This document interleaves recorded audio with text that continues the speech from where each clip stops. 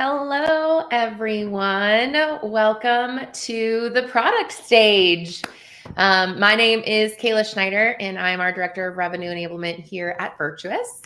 What does that mean? It just means that I get to really just talk about our product and help our team learn about our product and nonprofits. So my background is in database administration, business intelligence, and data analytics.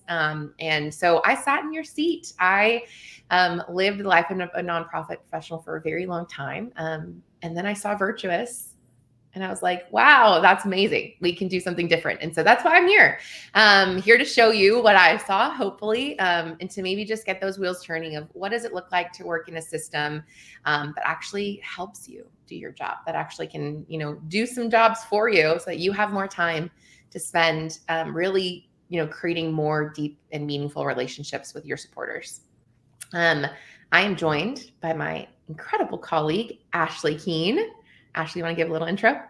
Yeah. Hey, everybody. It's great to meet you. I am Ashley Keene. I came from the higher education fundraising world, spent almost a decade at a small private liberal arts school doing reporting and data analytics. So really excited to dive into Virtuous today and show you all of the possibilities and talk a little bit more about responsive fundraising. Yeah.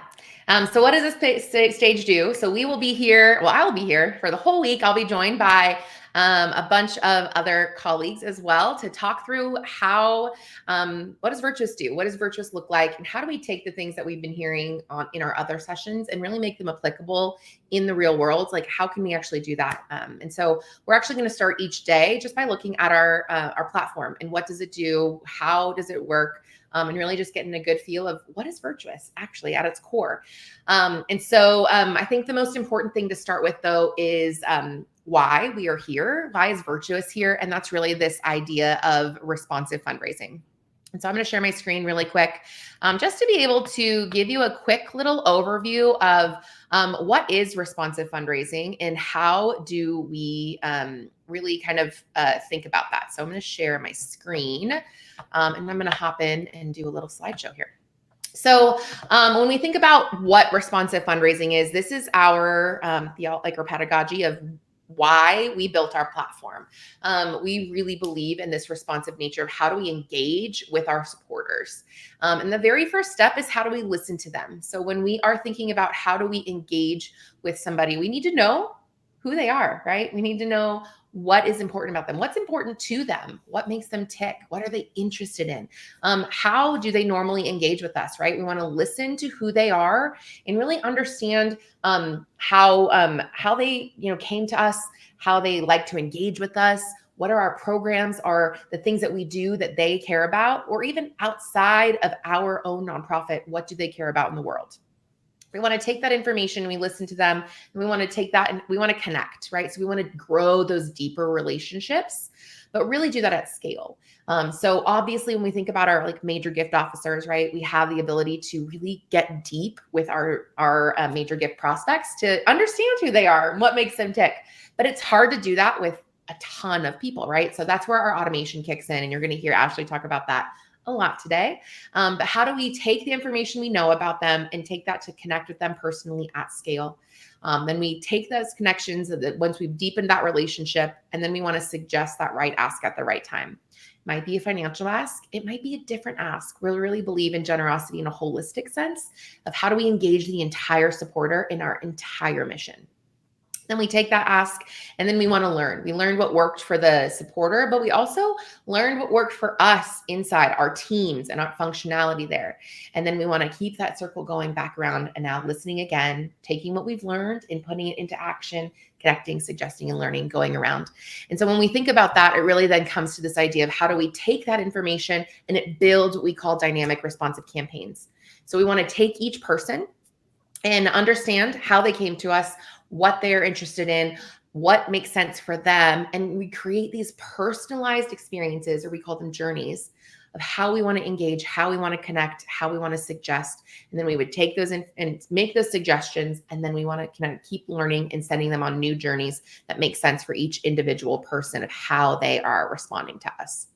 And so that's really responsive. That is what we see here. And that's kind of the idea of what what we do every day and why our technology was built. And so I'm going to pass over to Ashley, and she is going to walk through the product now. I want to say if you have questions, put them in the chat or in the Q&A. Happy to have that in there, but would really love to be able to answer anything you'll have today. And so, Ashley, go for it. Let's see Virtuous. Great. Thanks. Okay, I'm going to go ahead and share screen. So as Kayla said, the Virtuous CRM was built on the responsive fundraising methodology. So giving you the tools to listen, connect, suggest, and learn from your donors. Today, I'm going to show you how Virtuous handles data differently. So storing that data that's actionable and accessible, bringing that data in cleanly and accurately on the front end, and then using that data to power automation workflows, marketing outreach, reporting insights. So let's hop into Virtuous and take a look at what this looks like inside the platform. I'm going to start here on the contact record so we can start by seeing how data is stored in Virtuous. The first thing to know about record structure in Virtuous is that we have 3 record types. We have households, organizations, and foundations. You are able to create subtypes if you'd like. So if you want to kind of delineate further, churches, schools, hospitals, donor advised funds, family foundations, you can do that as well. And then as far as record structure goes, we have what we call a natural state of householding within Virtuous. What that means is when I look here at the Andrews household, I see a unique ID on the household level. I also see unique IDs for each individual underneath that household. But those individuals are rolling up under that household. That structure is important for a couple of different reasons. First, we avoid that normal scenario of having to have 2 spouse records open side by side and pick through tabs and try to figure out who we most recently spoke with or reached out to. If you look over here on the right-hand side, we see the activity feed within Virtuous. It's showing me all of that activity that's happened within this household. It's presenting it for me at the household level, but I'm able to see which individual actually took the action. Oh, it was Jacob that clicked on the link in our email. It was Elizabeth that attended our event, and so on. Another benefit to this structure is that giving is held at the household level as well. So when it's time to produce tax receipts or annual tax statements, those are going to come out at the household level. I don't have to give the additional spouse soft credit for a gift because that gift is held in that way. And then finally, the third benefit, and coming from the higher education space, this one's really near and dear to my heart, is the ability to have more than 2 people within a household. So if you're tracking students or children, or you've got teenagers that are volunteering from a household, you're actually able to have them underneath a parent household until they become independent. And then we can easily move them out into their own record. All right, below our householding structure, the next thing I want to point out is our custom fields in Virtuous. Custom fields are going to be how you hold custom data within the system. So anything that we don't have a hard-coded field for in Virtuous. Every organization is different and is storing different types of data. We recognize that. So you have the ability to create custom fields, not just on contact records, but also on gift records, grants, projects, events. So lots of different places within Virtuous, we have this option. You'll see here that I have language spoken and prospect status as 2 of my custom fields. These happen to be held at the household level. But there's probably some times where you might want to track data related to just one individual within that household. In that scenario, we have custom fields on the individual level. So something like Elizabeth's dietary restriction here, that applies just to her. One other really important note about custom fields is that they are going to be available to help us personalize our communications in our marketing tools. So again, one of those ideas of responsive fundraising is really personalized communication. This is a way that we can make that happen at scale. So we can use these custom fields as merge tags through that marketing tool. So we'll see that a little bit later as well. So it's a good idea to think about, what kind of information would I want to use to personalize and make those custom fields. I told you I came from higher education. So for me, it was things like class year and major would have been merged into all of my email communication. Another custom data option within Virtuous we have is called custom collections. This is a multi-field custom data option. This allows you to store data that may not traditionally have a great place to land in most CRM platforms, but data that you want to store, and then data that's also actionable. So I can query on this, I can pull this back out of the system. So things that could live here are things like this one, like a survey response. Maybe it's program participation information. Maybe your organization has a store where you sell merchandise. That might be something that you'd store here. So any data that you might want to store to take action on at some point later. All right, back over on our overview tab, the next thing that we see are tags within Virtuous. Tags are going to be how you do segmentation. So how do we segment and target audiences? Making sure that we're pulling the correct people for mailings, for emails, for all of that external communication. Things that could live in the tag area would be things like mailing preferences. It's going to be really easy to remove the Andrews here from a direct mail based on that tag. I could also store program interest. I might have something here like a donor segmentation by lifetime giving amount. We'll see this one later, so try to remember this tag, this mid-level donor tag. When we take a look at automation, we'll see how Virtuous can add this tag for me based on dynamic information as it changes within the system. So if the Andrews made a $10,000 gift today, when Virtuous runs that automation tonight, that mid-level donor tag would be removed and a major donor tag would be added. So saving me valuable time by taking on all of that work for me. Another option here might be an annualized giving society. So I might, have both types of segmentation here within my system. Again, another tag that's being applied through an automation workflow. All right, moving down from there, I also want to point out our wealth data within Virtuous. This is coming in from a native integration we have with donor search. So a little different than the traditional experience of let's pull a list of donors, send them off somewhere for screening, and then import static data back into the platform. Instead, this is living in Virtuous. You can see here, I can refresh this at any time. I can drill into it and see more information, ratings, capacity ranges, sector giving, political giving, all queryable fields that I can use to build out my portfolios. And we'll also see a little bit later when we take a look at automation that we can initiate a wealth screening through automation as well. All right, moving back up, I want to take you through the giving tab and so you understand how giving is held in Virtuous really quickly here. So first we're going to see our gifts, that first tab. Gifts are going to be hard credit gifts. So it came directly from me to you. I wrote you a check. I went online and made a credit card donation through your online giving page. I gave you cash maybe. So all of those are going to be under that gift area. Next, we have our pass-through gifts. Pass-through gifts are going to be those that came through a third party. So those are going to be coming from perhaps your family foundation, your donor advised fund, one of those entities. We have our hard credit donor, which is going to be that originating donor. And then we have the Andrews here are going to be the pass-through donor. Next, we have planned gifts. Pretty self-explanatory there. Pledges, we can do both pledges and recurring gifts in Virtuous. Of course, the difference between a pledge and a recurring gift in our system is going to be a pledge has a set amount and a set schedule associated with it, or a defined time period associated with it. Whereas a recurring gift is going to be, a set amount at a regular interval with no end date. Then we have our receipts. So anytime we run receipts in Virtuous, they're going to be shown here. This allows me to easily reproduce a receipt if I need to, download that receipt that we sent out to our donors to reprint. I can also push those receipts to my donor portal. And then lastly, we have a third category of giving. This is going to be our peer-to-peer influence giving. This is going to allow you to track any deputized fundraising that you're doing. This could also, like in this scenario, be a board give get type situation. So Jacob's on my board. He's responsible for raising or influencing a certain amount of money. And so I'm able to track that dollar amount here. This total does not get added into my lifetime giving totals because, of course, this was not this donor's money.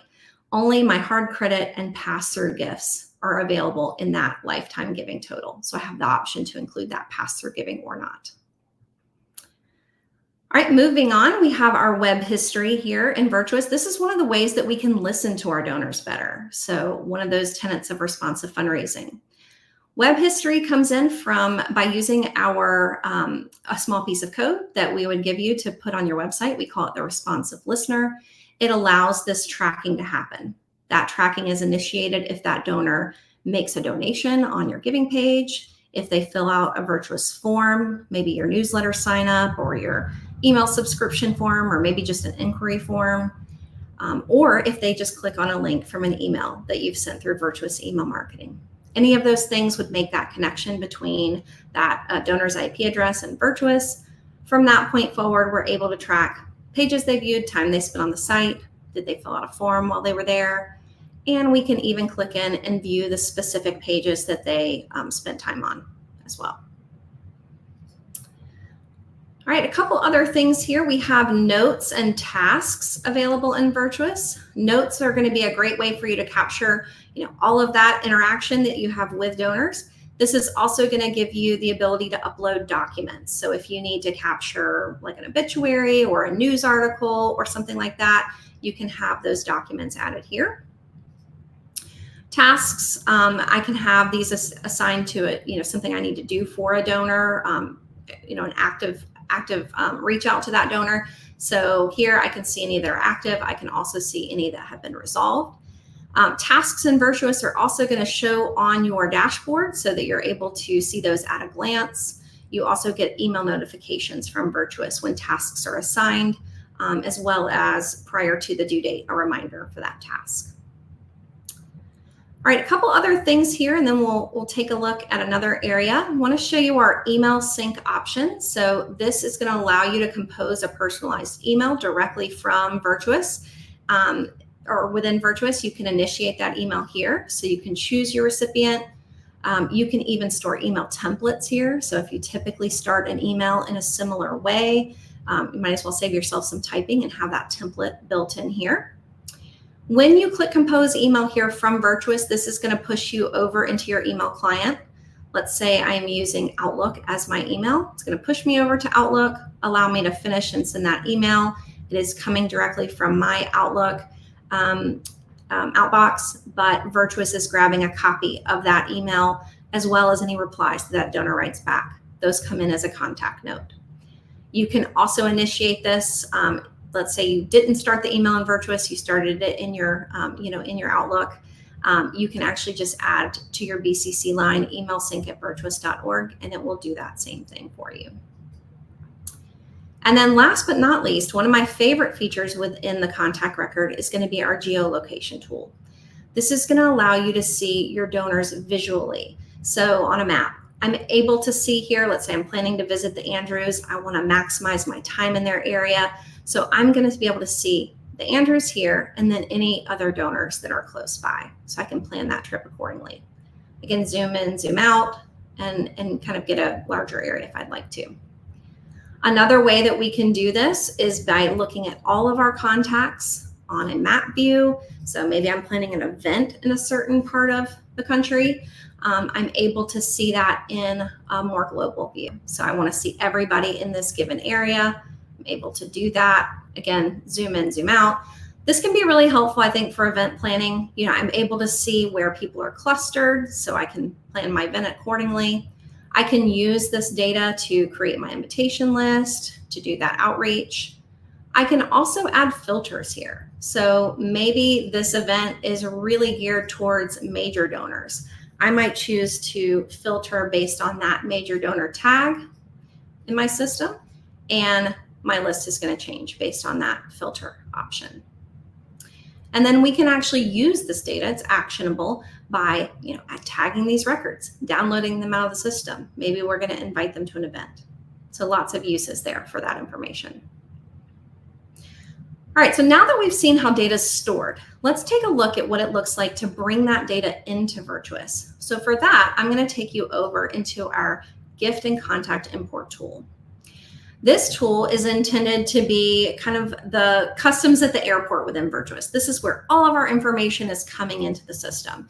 So this could be information, gifts that are coming in from an online donation form. This could be a form submission, like your email subscription form.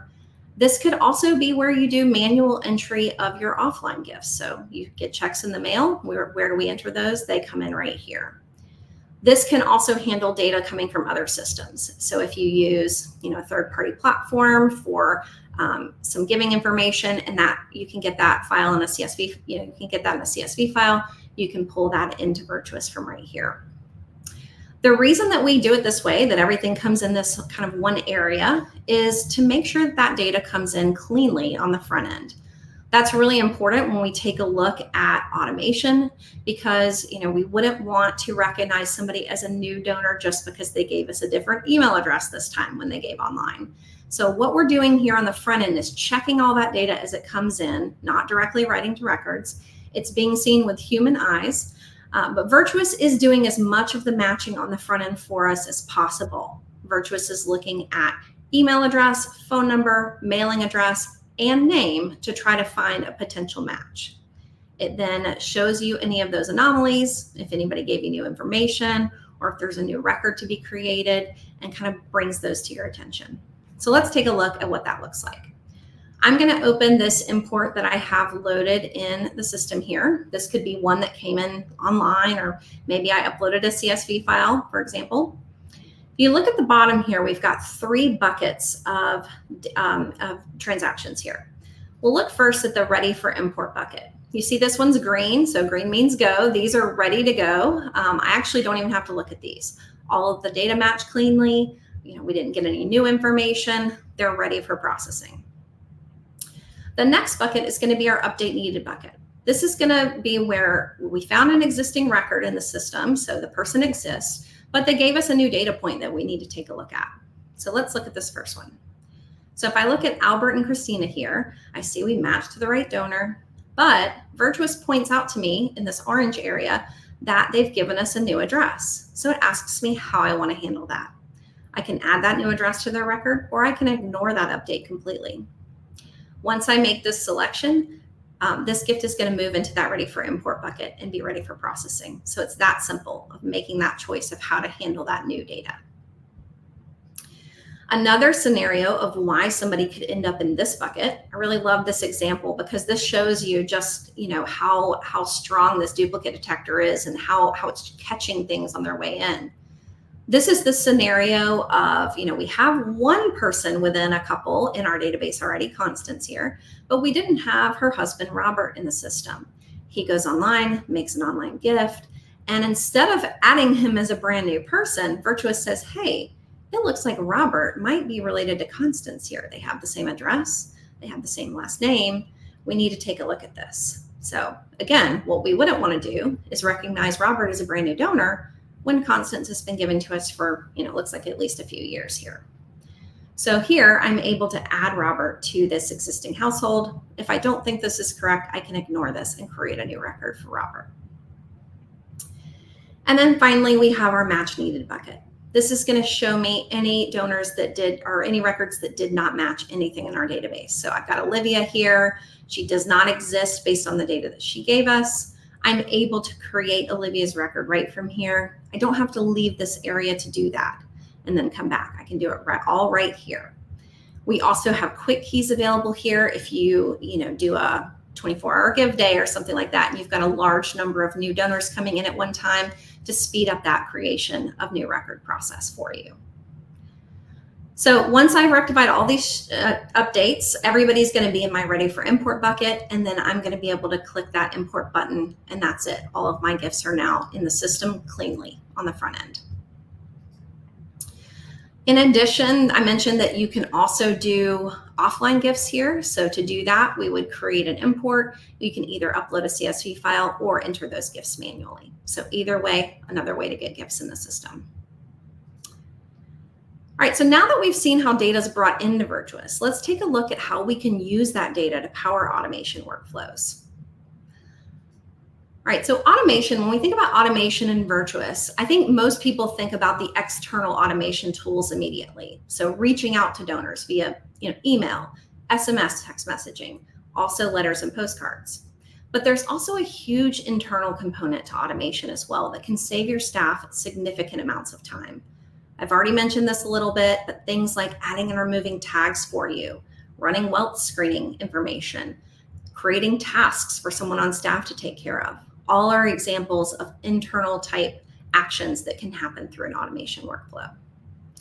On the external side, I mentioned that this is multi-channel. So this is giving us the option of connecting with donors in different ways. We can learn their preferences and then, connect with people that prefer via email, then SMS, and then maybe even through the mail with letters and postcards. So we'll see each of those when we take a look at a workflow in just a minute.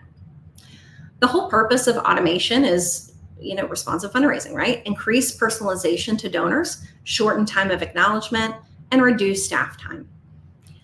To help you get started, we have best practice templates that are built into the platform. There's 9 of them that are fully built out with the queries, the writing prompts, all of the steps that you would need to be successful. But they really are just templates. You can use them exactly as they are, or you can edit them and really make them your own. Once you're a little bit more comfortable with creating automations, you always have that option to create a workflow from scratch as well. I want to point out a couple of these template options for you, and then we'll dive into a couple of them and take a look at what the actual workflow builder looks like. So first, I always like to point out the donor retention workflow. I think this one is often overlooked, but really a great way to proactively re-engage your donors.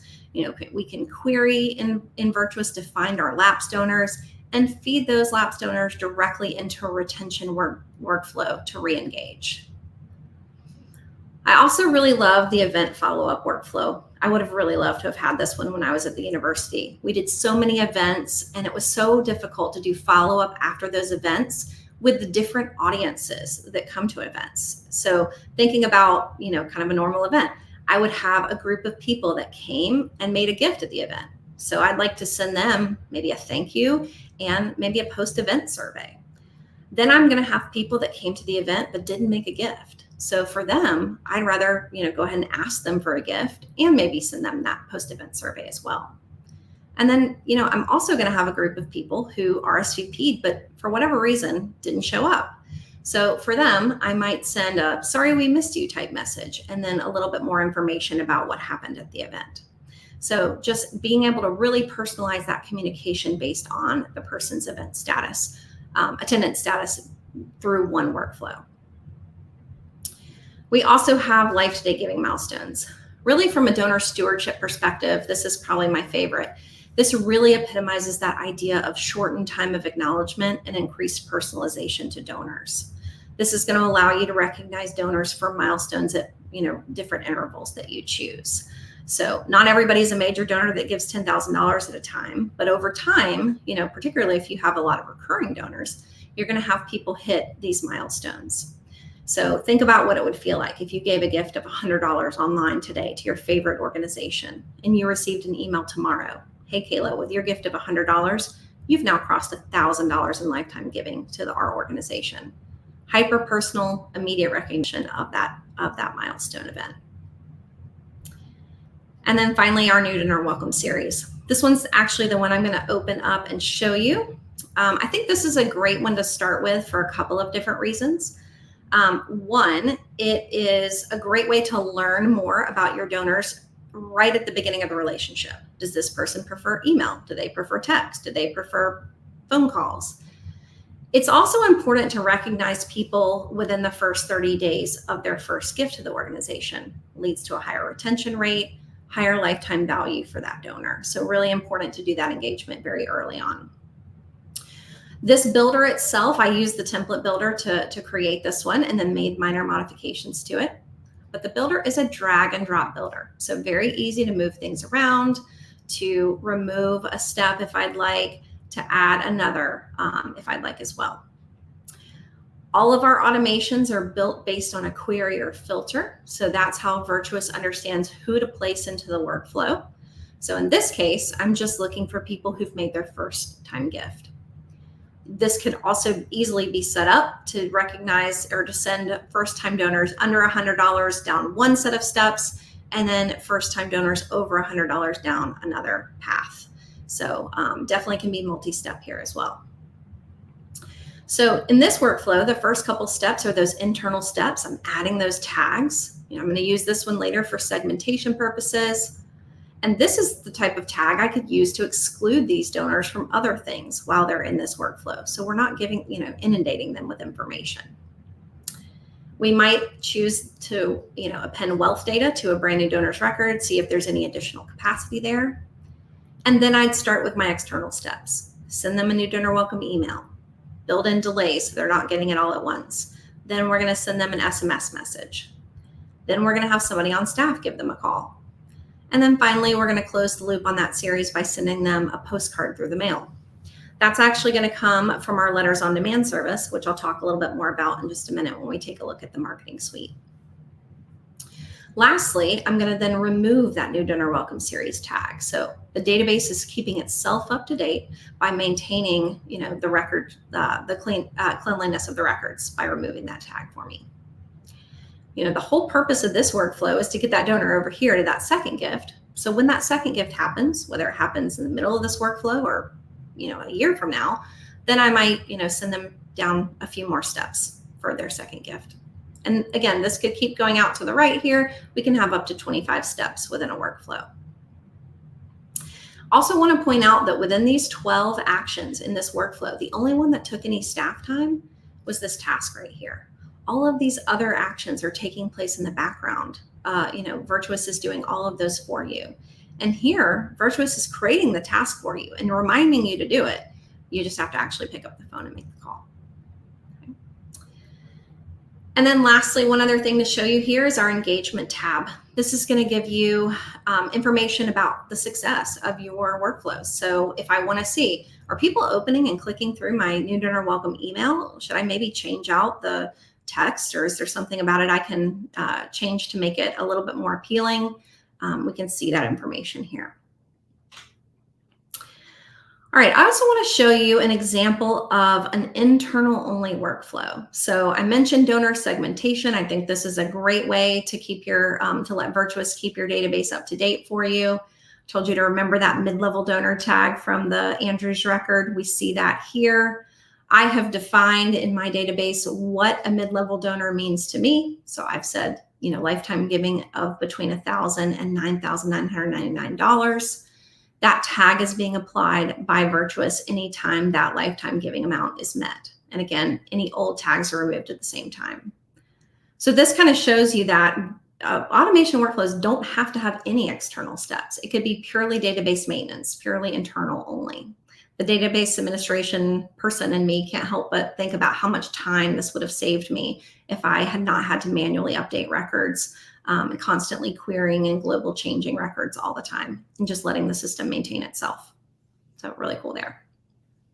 This is where I'm going to have to hop in, Ashley. I just love automation so much. And Ayana, I think I said it right. Ayana in the chat asked, how do we highlight donors who maybe give lots of money but don't want to be acknowledged or do so anonymously? I think one of the great things when we think about automation is that the segmentation can be really based on how do we want to connect with each of those supporters separately.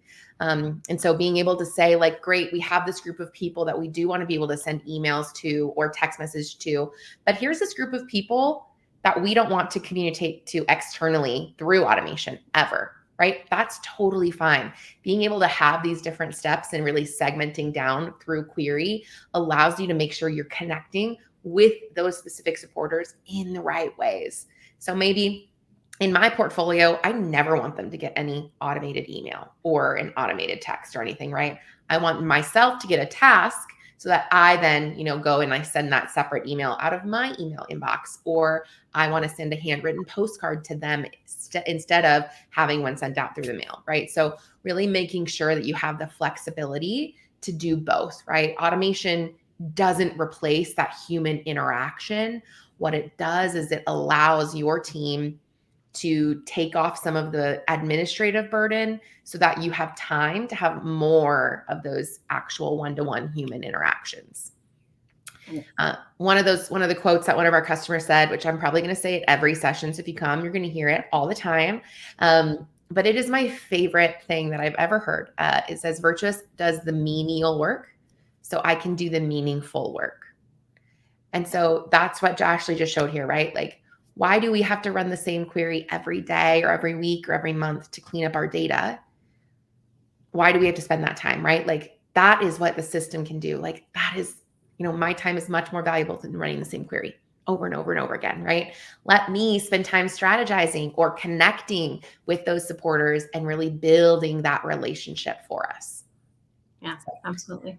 Sorry, Ashley, I just had to No, butt in. yeah, no, absolutely.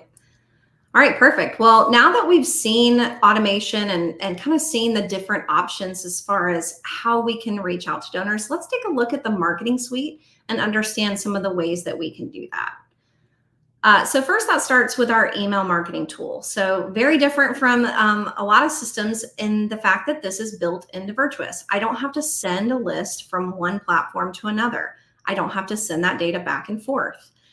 It's all right here within one platform. I'm able to see open rates, click rates on all of my emails.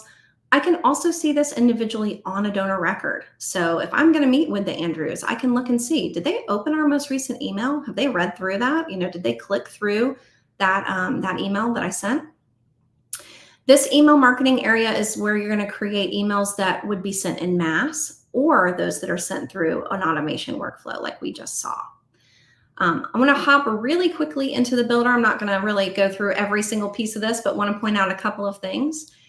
In Virtuous, you have the option of using a visual builder or that more advanced option with HTML if you have someone on staff that can do that. We also do A/B split testing within the Virtuous email marketing tool. And the cool thing about this A/B split testing is this doesn't require you to come back in, analyze statistics to then send the better performing email. Virtuous does all of that for you. At the end of your test, it determines which email performed better and sends that winning version to the remainder of your list. It also then tracks back onto the contact record which version they sent, which version they received. So if I wanted to follow up with the people that with a retargeting campaign that received the email that didn't perform as well, I could easily identify that group. The builder itself, if we take a look at that, I chose that visual builder option. This is pretty, I think most of you that have built emails have seen something like this. The thing I want to point out here, though, is the merge tag capability. So we talked a lot about personalization as being one of those 10 important pieces of responsive fundraising. This is how I can use that information coming from the record to personalize. I have full name information. I have giving information. And then I have all of those custom fields that I've created in my system to be able to personalize that email. I can then target that email. So if I need to exclude a certain group of people or include a certain group of people, I'm able to do that here. So, maybe this is an event RSVP reminder. I could use this to easily exclude people who had already RSVP'd to my event. Maybe it's a solicitation. I could use this to exclude people who've given in the last month, so I'm not asking them again. And then I'm then able to choose when I want to send the email. You can always send it immediately. You can schedule it. When you schedule an email in Virtuous, Virtuous is going to rerun that list closer to send time, and can update those queries, update that subscription list, and then track back onto the contact record. Who received what. We can then query that information and again see it from the contact record itself. So no importing a list of people that we sent an email to after the fact. All right, also in the marketing suite area, we have our forms. Forms are going to be embeddable forms that will adopt the CSS look and style of your website. These form submissions are going to come in through that gift and contact import tool, like I mentioned before. These are drag and drop, very easy to create, and then, like I said, embed on your website. So anything here from giving forms to pledge forms. Your lead forms could be like surveys or email subscriptions, inquiries. And then we've also got membership, event, and volunteer as well. We also have a standalone giving page option with our Raise Donors platform as well. All right, also in this marketing area, we have SMS. So that's going to allow me to create text messages to be sent in mass or those that are going to be sent through those automation workflows. You can see here that I can include merge tags in there to personalize those SMS messages as well. And then finally, letters on demand. So I mentioned this before. This is how we can send letters and postcards, have them printed, stamped, and mailed on our behalf and sent through a national mail house. So you don't actually have to touch these.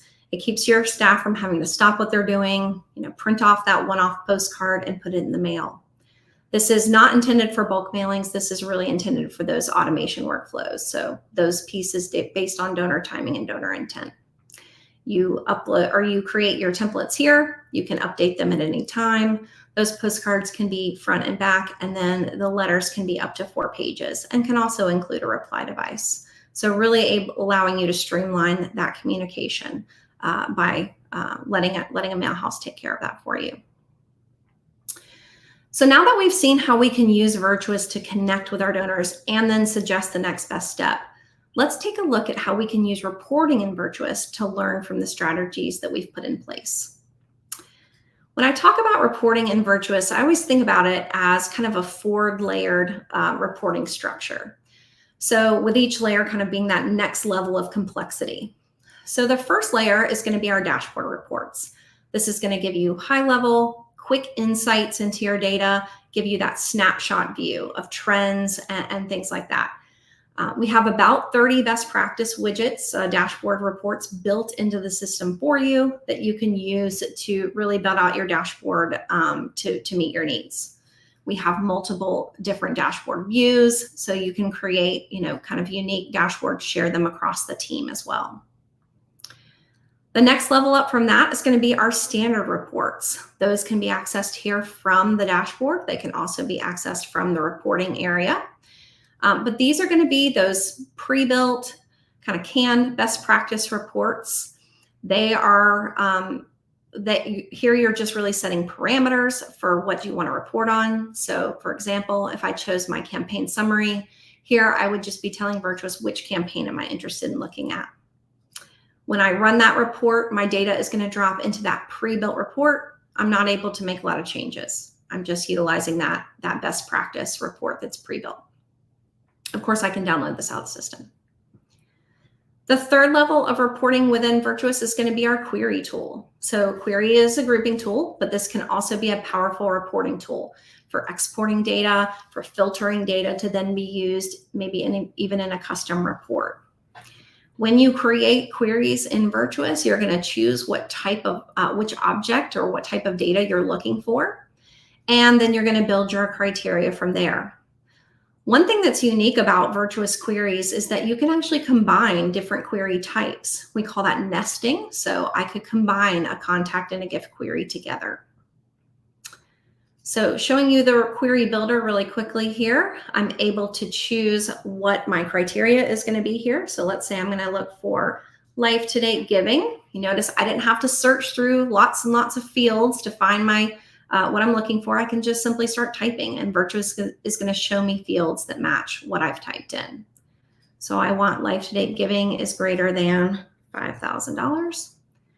I can add another line of criteria if I'd like. I can even put in an or statement here without having to move around parentheses. This allows me to visually see how I'm grouping my data. So I'm going to say life-to-date giving gift count is greater than 10. And from there, once I'm happy with it, I can view my results. We're going to see our list of contacts that match that criteria. From here, I can download this out of Virtuous as a CSV file and choose all the fields I'd like to export. We can also work with this data here within Virtuous. If we select some or maybe even all of our contacts within this query results list, I can then do some global actions here. So add these people to my email list. Let's add a note to their records. Let's create a task. Let's edit their custom fields. So lots of different global actions that can happen right here within the query itself. All right, and then finally, we have our custom reporting option. So custom reports within Virtuous, we have kind of 2 different types. We have our custom report builder that's going to allow you to create a custom report using our report builder option. You can also schedule these reports. So if you send the same report out at regular intervals, you can have that scheduled for you. This builder is going to actually kind of walk you through the process of creating a report. So maybe this time I'd like to create a gift report. I choose if I'd like a graph of any kind in my report. I then choose what fields I'd like to group by on my X and Y axis. I then choose which fields I'd like to see in my report details area. So in that actual data set associated with that chart or graph. And then finally, I choose if I want to filter that data. So this is going to allow us to create those custom reports. If I open up one of those here, I'm then able, once I've created a report, I can even add that as a dashboard widget as well. So I can have that graphic part go on my dashboard as a dashboard report. And then finally, another custom reporting option that's really exciting within Virtuous is going to be our new BI tool. So this is going to allow you to create truly custom reports within Virtuous using different data tables and in an easy to use report builder. So here I have dashboard reports that are already created for me. Let's take a look at one of these. Let's take a look at our giving performance report here, dashboard. This is going to give me a unique view of my data. It's also going to allow me to filter and make changes to that data here at the top. So if I wanted to change my reporting time frame, or maybe if I just wanted to zero in on a certain major donor portfolio, I could do that as well. So I can add those filters to the top. You can then save these, save these updates to those dashboards and kind of save that unique view and not have to start from scratch each time. Also over here on BI, I want to show you this contact overview option. So this is another dashboard that you could see here where you're going to be able to see all the different contacts that have been created in the system. And again, we'll see those filtering capabilities up at the top.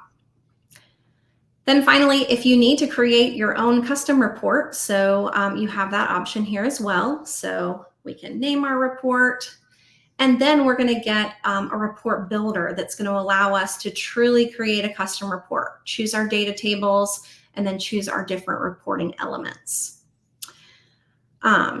So I hope you've enjoyed this Virtuous demo and seen how the different ways that Virtuous handles data differently. That's really going to enable you to personalize at scale, to truly enact that responsive fundraising methodology. And I'm happy to take any questions at this point. Yeah, thank you so much, Ashley. We are going to do some more deep dives into some of these different features throughout the couple of days that we've been here. I'll actually be going deeper into this tool here on the last session, looking also at our Raise Donors platform, which is our online giving tool. And then also throughout the week, we're going to have a ton of information. And so please feel free to come back and see any of the other sessions. You're going to get some different views and looks at what Virtuous is. I do see one question from Jeremy. When creating a thank you letter, can it be done without the letters on demand description? Of course. Yeah. So when you're creating those receipts and those thank you letters, of course, being able to send them out either through email, or you can also get them printed, like get a PDF printed as well. So totally fine there.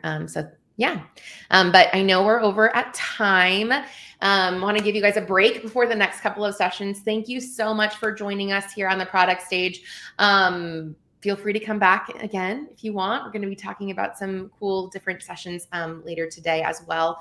But I hope you all really enjoy RNS. It's my favorite time of the year, just getting to be surrounded by like-minded nonprofit professionals and just really getting good insights into what's happening out in the world of nonprofit today. So thank you all so much. Have a great rest of your day. If I see you again, I can't wait to see you. Enjoy the rest of the session, y'all. Bye.